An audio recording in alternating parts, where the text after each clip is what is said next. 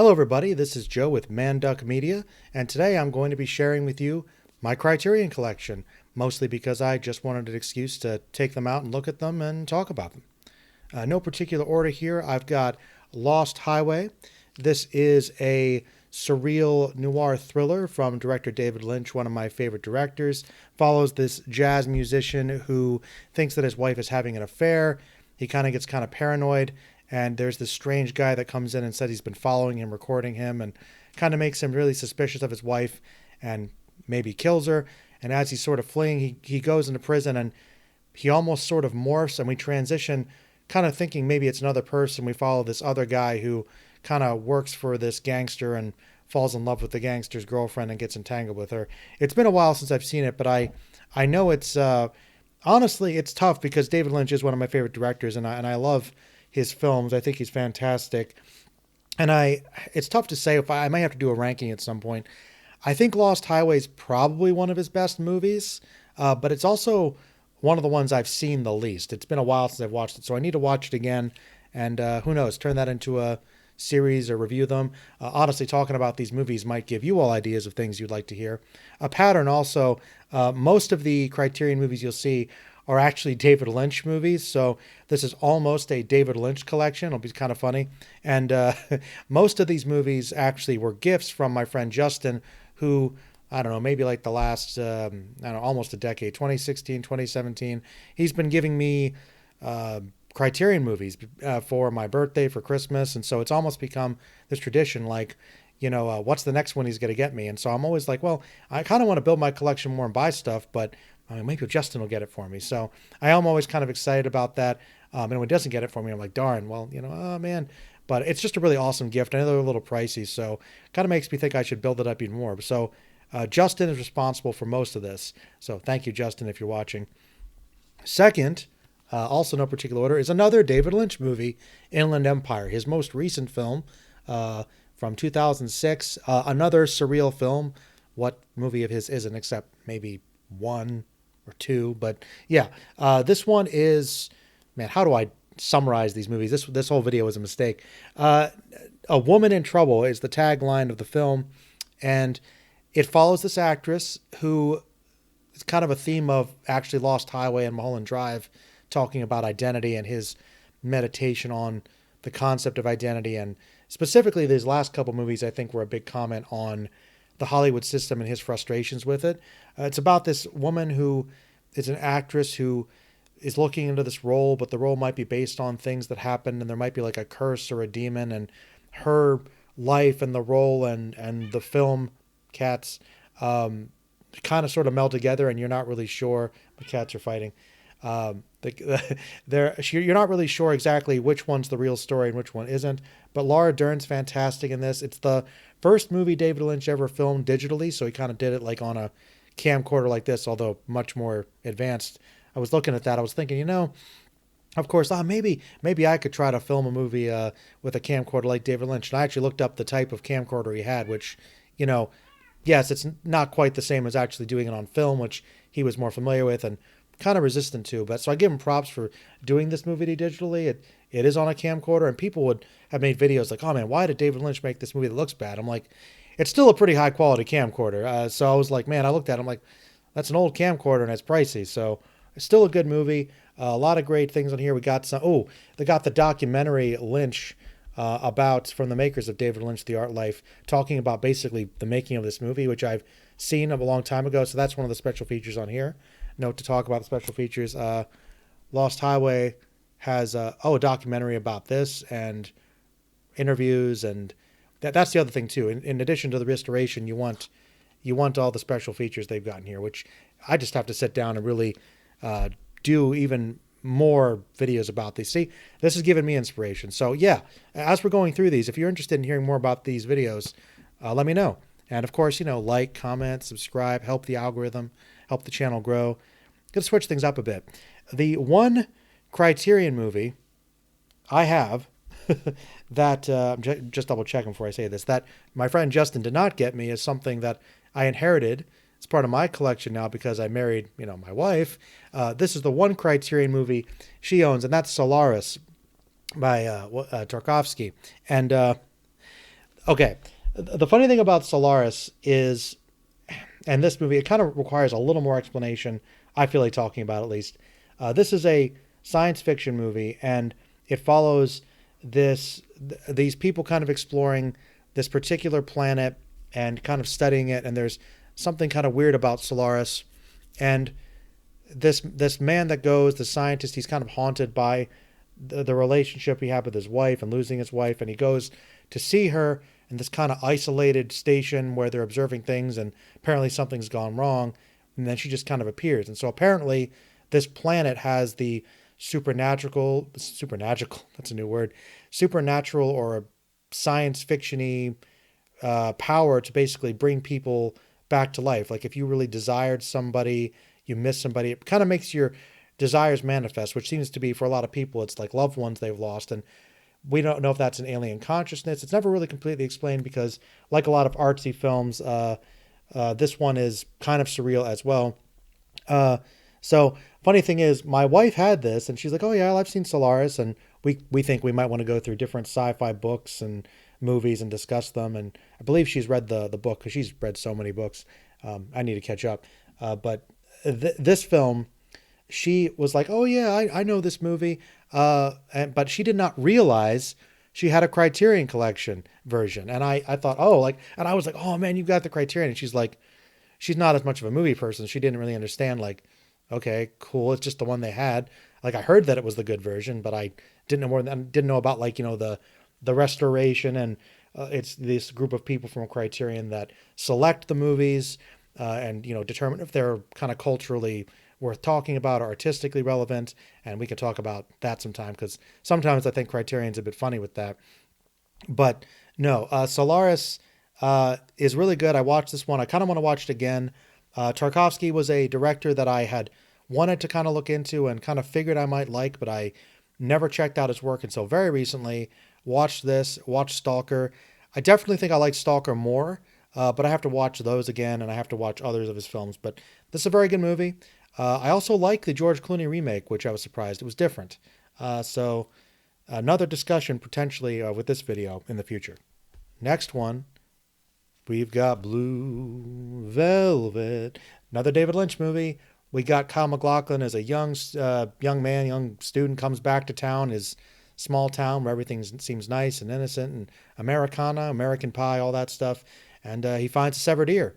And that just kind of leads into, another noir thriller about, hidden murders and criminals. And he gets enthralled with this woman who is in trouble. As you've got your femme fatale, and they've got kind of a weird, demented relationship because the Kyle MacLachlan character, he is the hero around a lot of these really terrible people, but he also seems to almost be intrigued by the horrible things. So there's kind of a dark undercurrent, I think, to the character. But I love this. I love this this case. It's beautiful. It's just blue velvet like the curtains. Got some lost footage here. Yeah, we've got I think some other little shorts, more doc stuff. Man, just a lot of stuff in here. I love this. Really good movie. A lot of people say this is David Lynch's best. Another one that I think is probably acceptable. I don't think it's quite weird enough or pure enough for me. I think it's probably the perfect balance of David Lynch's weirdness with a more mainstream accessible story without losing too much Lynchy. But yeah, good movie, good restoration. Like this one. Oh man. Okay. One that Justin gave me that is not a David Lynch movie is The Game, which I think has probably the most interesting cover of any of these I've seen, because it's like the man falling from a building, but it looks like the lines coming down from the title of the game, which, like, you initially look at it and you're like, what is that? So it's probably the most interesting visually of the ones I have. Good movie, David Fincher movie, the director of Seven. This one follows a rich guy who he's kind of not really satisfied with his life, feels kind of humdrum about it. And so his younger brother's like, hey, there's this company that can basically get you into this real life game where it's kind of like the ultimate reality show experience where we're just going to come in and mess up your life to make it spicy. And we'll, have you run into people and weird things happen. And maybe you'll end up getting involved in some sort of weird situation, but it's just a game. And, but then they start, really It's little pranks at first to divert them, but then it becomes like, we're gonna like, you know, lock you in your car and try to drown you. And like, okay, is this game like too intense? You know, and they just, I need to not, you know, I sever this package. Like, I don't want it anymore. But he tries to investigate and can't find any evidence of the company. So it's almost like there's just people messing with him, and maybe they took advantage of them, and like it's a scam. They're trying to kill him. So really cool concept with this movie. And uh, the story of this one is Justin and I think very much disagree on this movie, and we disagreed on some things. I don't think Justin likes this movie anywhere near as much as I do. I actually think he might dislike it a bit, or at the very least thinks it's overrated. Uh, I I will admit I don't think it's like, you know, one of the best movies ever. I'm not entirely sure why it's even in the Criterion collection. Not because I think it's a bad movie. I think it's a very good one. It's one of my personal favorites. I feel like I throw that around a lot, but this is a movie that I very much like. But do I think it's as good as Seven, for instance? No. But it is good, and I think it's underrated. But I don't know why this one's in Criterion. So sometimes their choices baffle me. Like, it's a good thriller, very good thriller, but is it like on the cream of the crop? I don't know. But I'm glad I have it. It's a cool cover. Definitely worth watching if you like thrillers. So, yeah. Next one is Miller's Crossing. Miller's Crossing is uh, a movie that I really want to watch again, and I plan to at some point. You can tell some of these I haven't opened yet. So this one is a noir. I feel like there's another pattern here. I like my noirs. So this was a good one for Justin to pick, and one that I was a little surprised about because I like gangster movies. I like mafia, organized crime stuff. Always been fascinated by it. The Coen brothers are really good directors. This is not one of my favorite movies of theirs, but it's also one I saw a long time ago that I feel like, you know, I think I might have watched this when I was a teenager, when I was going through my phase of, I was starting to just explore some of the movies that were highly recommended, but I was also just kind of watching any gangster thing I could find. So anything from like Deuces Wild to Southie to Miller's Crossing, you know, so Miller's Crossing is, I remember being well shot, a lot of good performances, John Turturro. I think this movie, I was expecting more action, but it's a more of a slow burn. But it's definitely got some atmosphere, which I like. I want to check it out again. Probably best known for pretty much, I think, having the longest uncut take of a Tommy gun firing for a long time. That was Miller's Crossing. And of course, the most famous scene, which is, this is like a painting recreation of, I think, the most famous scene in the movie where this guy who's kind of in between these two rival gangsters, you know, he's like about to be taken out to the woods and killed, and he's begging for his life. Oh no. So it's really, really an iconic scene. So I remember that. Need to watch this one again. Ooh. Another one. Akira Kurosawa's Dreams. This was one of the ones that surprised me because you'd think you're going to get a Kurosawa movie, you're going to get Seven Samurai or Rashomon or Yojimbo or something. My personal favorites were on. But Dreams was really cool because it kind of fits with most of these other movies as being a very avant-garde, artsy, kind of surreal. It's like an anthology film, a lot of shorts. One of the last movies Kurosawa did, I think, I'm going to cheat here. Yes, Martin Scorsese helped produce this. This is beautiful. I'll admit I never completed it, but I saw some of it and I thought, this is really mystical. This is a really good vibe. Beautiful movie. Need to watch this in full. Check this out again because Kurosawa is one of the greats, and I'm glad I have one of his movies. And also underrated. From what I've seen of it, I mean, I was blown away. So need to watch this again. Need to finish it. I still think this is really good stuff. And I'm excited to dive into this again. Got a documentary, couple documentaries. Miyazaki talks about this. A lot of stuff. Oh, yes, The Art Life. We've got a documentary about David Lynch, which I have not watched yet, but I've heard good things about. I actually thought this was a different documentary made by the same people. So David Lynch is a person that I find very interesting, not just as a filmmaker, but as an individual. I think he's very inspirational. And even though he kind of goes into some of the most demented, weirdest places as a filmmaker, I think he also has a lot of heart, and there's a lot of positivity there at the same time. And I think he turned a lot of that around. And he's just so weird and eccentric. But yeah, I think that kind of sums it all up. Need to check this out as well. Not as many features on this one because I feel like a lot of times in these Criterion movies, the documentaries and featurettes are some of the special features. This is just one of them, but it's good. Got to check it out. Ooh, this is the one, if you really inspected it, that you can tell that I've watched the most. You can see it's like beaten up. Eraserhead. Oh man, Eraserhead. So you can tell by the inflection in my voice how much I like Eraserhead. Oh man. Wow.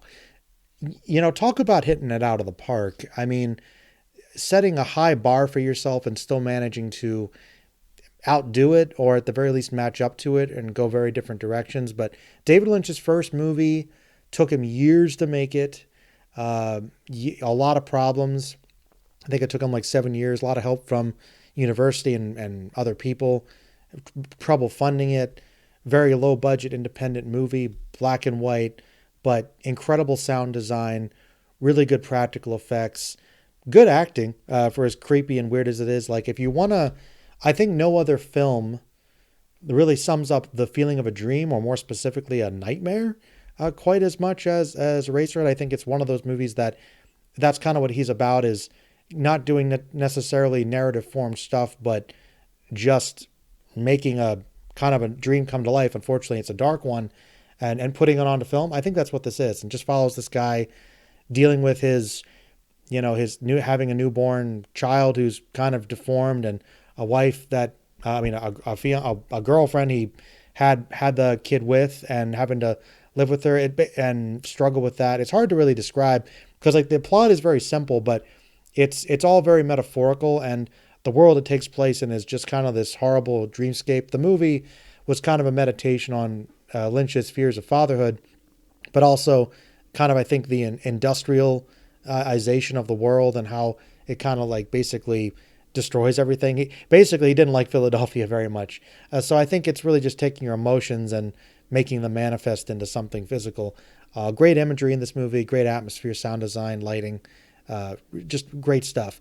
Not for everybody, but I think as a piece of art, it's worth seeing if you're interested in film for sure. And he kind of only manages to go past this, and it's like, how do you top this? And I think maybe in some ways he does. In some ways he doesn't, perhaps. But we'll talk about this another time, maybe. Eraserhead. Yeah. And then we go to another one that some people consider to be, I think widely is considered to be his best movie critically. Mulholland Drive. Another movie about an actress coming to Hollywood, trying to make it, and the role that she takes and her life kind of blend together. And there's like intrigue and murder, and there's gangsters in there somewhere, and just weird. There's a really weird horror scene with a diner that seems disconnected from the rest of the movie, but a movie that I don't necessarily think I love as much as other people. It's once again not one of my personal favorites, but talk about a movie that's been analyzed and dissected to the utmost extent, and it's just really good. It is good. It's great acting from Naomi Watts. Really kind of, I think, really built up her career. Some people would say this is Lynch at the top of his game. I think in some ways it is. Really great stuff, really well put together, and you might not ever know exactly what it means, but it'll inspire conversation for a while. I've also, I think, pulled this one out a couple times too, so this one may have had some rewatches as well. I love that the two main girls, who may be the same person, are out of focus. So nice little simple, but I like the cover of that one too. And then I just wanted to throw in a couple other random things here. I have a couple Arrow movies. I got an Arrow version of RoboCop. I like Arrow too because they might not be quite as sophisticated and culture oriented as say Criterion, but they also look at cult classics and good movies like action and horror stuff. And RoboCop, one of my favorite movies. And I'm like, I don't know if Criterion has a collection or not. They may, but I was like, I saw the Arrow, and I'm like, gotta get Arrow. I want more Arrow stuff too. Might get their own video. Probably my favorite thing I've got here, though, even though I love all these Criterion movies, is something Justin also got me, which was this beautiful steelbook case of Dune from Arrow. Oh man, like just look at that. It's so simple, but we're just using the artwork from the iconic 80s movie poster, and we're going to make that a steelbook, and it's just beautiful. I love this movie. I mean, I've tried to keep the back safe, but like, look at that. Look at that beautiful. Look at that. That's just, oh man, I love it. I love Dune. I talk about Dune enough. You all know I love Dune stuff, especially the 80s movies. So this is kind of the cream of the crop for me. But he also got me another steelbook, which was Mandy. And Arrow. This isn't Arrow. It's not Criterion. It's just a steelbook released by whoever. I don't even know who released this. But good movie. Very disturbing, surreal, horror, action movie. Nick Cage at his best. Really great balance of atmosphere and also high-octane action. Kind of one of those movies that's very disturbing, and I don't know if I necessarily think it's the best time.